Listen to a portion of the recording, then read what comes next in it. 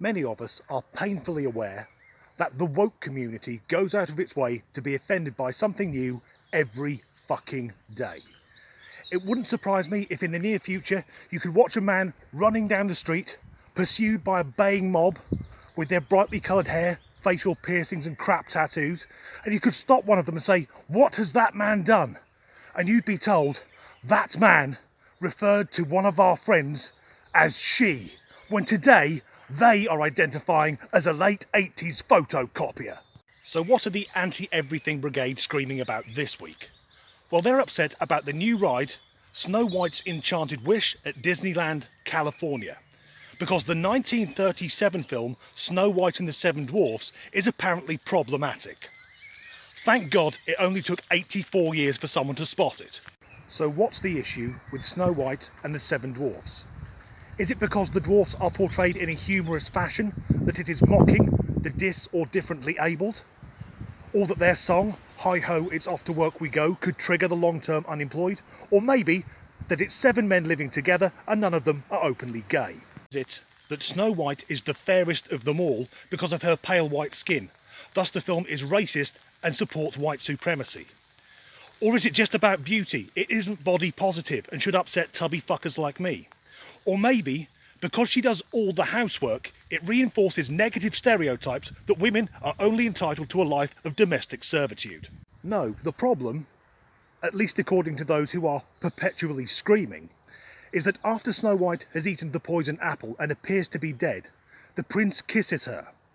But she couldn't consent, so it's part of rape culture, and that scene should be cut from the film and the ride. The problem is, it's a pivotal moment of the plot. Only love's true kiss could break the spell. And that's what the prince did. It's not like he fingered her or put his cock in her mouth. Although somewhere on the internet, that version will exist. The prince is a somewhat unusual character, but he's from the aristocracy, and they're all a bit fucking mental. A guy riding through the forest with his sword, just in case he needs to kill someone. But the dwarfs don't seem overly bothered when a stranger approaches and engages in a spot of light necrophilia. None of them say, "Excuse me mate, would you mind not molesting the corpse?" Also, all the dwarfs kissed her as well. But none of that brought her back, so they didn't have any true love for her. They were glad to see the back of the woman so they could go back to playing Spunky Biscuit. But the woke brigade went on to protest, saying that scene isn't in the original book. Disney changed the ending. If they'd done their homework, they'd realised that Disney changes the ending on almost all of its classic stories. And that's because if you read anything by the Brothers Grimm or Hans Christian Andersen, they're all fucking horror novels. You may as well put the kids to bed and say, "Tonight, we're going to have a story about a dog. Are you ready?" This is Cujo by Stephen King. In the original version of Cinderella, the ugly sisters, the female siblings who do not conform to conventional standards of beauty, cut their toes and heels off to try and get the glass slipper on, and then have their eyes pecked out by birds. Is that what we want in a children's film?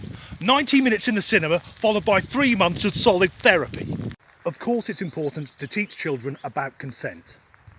But is being offended by a Disneyland ride based on a film that was released before the Second World War really the best way to do it? And the parents who are worried about it, just don't go on the ride. Don't watch the film with their children. But importantly, don't blame that film on their children having emotional problems. No, Mushroom and Dolphin, who've been raised genderless, are in for a lifetime of psychiatric problems. I think what it boils down to is that these overly sensitive people, if there's something they don't like, they don't want anyone else to be able to like it. Because that way, everyone else would be as fucking miserable as they are. Thanks for watching.